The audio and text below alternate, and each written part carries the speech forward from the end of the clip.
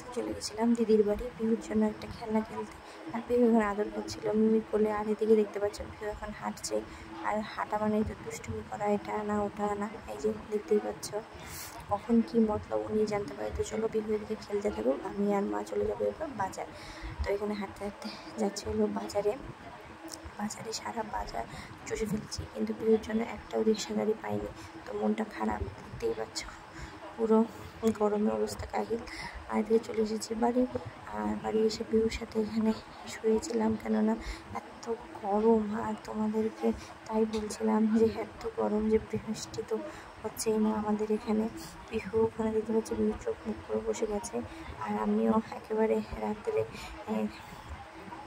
Dinner complete করে নিয়েছি আর শুয়ে আছি। আর এখানে পিহু দেখো ডিনার কমপ্লিট করার পরে কী দুষ্টু করছে। এখানে ওর দিদি ভাইয়ের জামা পরেছে, ওটা নিয়ে আমি আর মা আস্তে আস্তে পাগল হয়ে যাচ্ছি। আর ওর এত যে ঢং জানে তোমরাই দেখতে পাচ্ছ। তো চলো বন্ধুরা, আজকে ব্লগটা এই অবধি রাখছি। Tata, bye bye.